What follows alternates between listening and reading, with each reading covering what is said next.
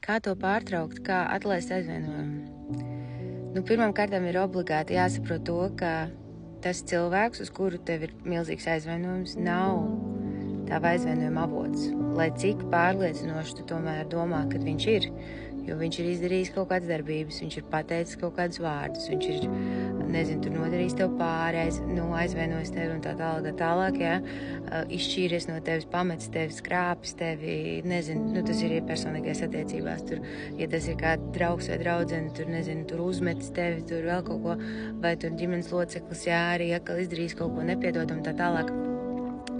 Lai ko tas cilvēks būtu izdarījis, viņš nav tava aizvainojuma avots, un es tur paskaidrošu, kāpēc.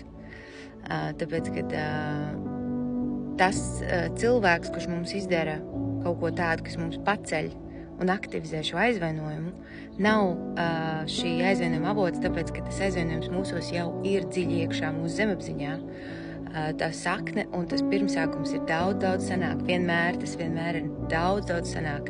Notikumi, situācijas, programmas, kuras mēs neatceramies.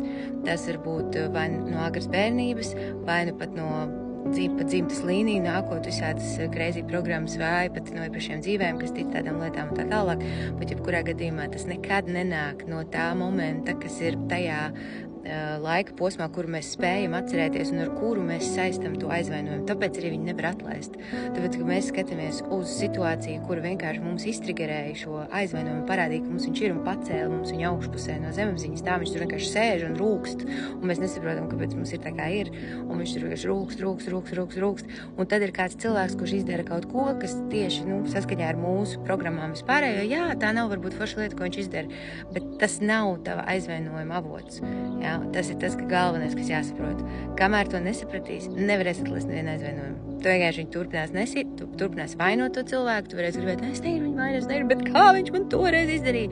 Jā, un viņš tikai nāks. Tieši tāpēc, ka aizvainojuma avots ir pilnīgi citur, pilnīgi citādāk, un no viņa nevar tik vienkārši atbrīvoties, vienkārši sakot, es vienkārši tur piedodu un atlaižu.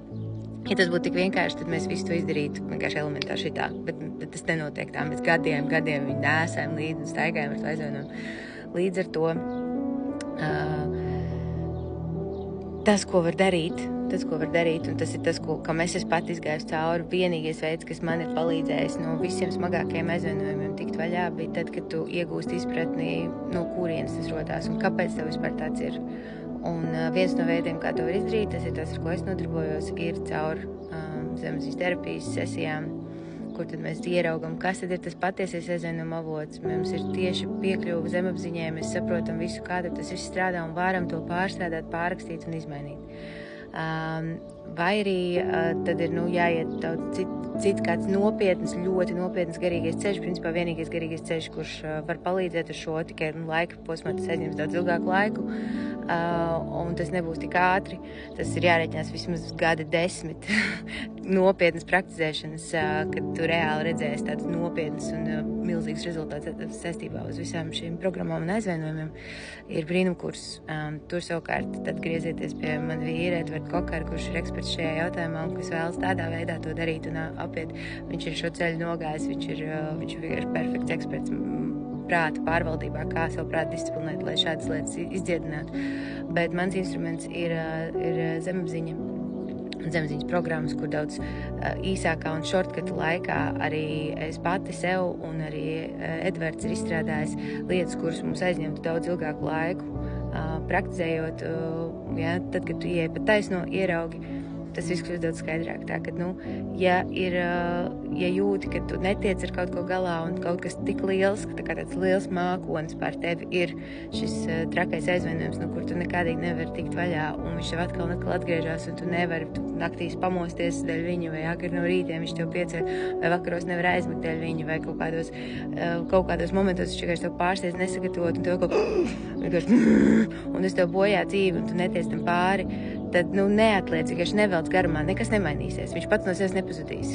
Reāli, tā ir tas nav nekāds mārketinga triks, tā ir realitāte. Pats no sevis nekas no šitā nepazudīs. Mums reāli ir jāstrādā ar sevi, ar savu iekšējo pasauli, ar savu zemapziņu, ar savām emocijām.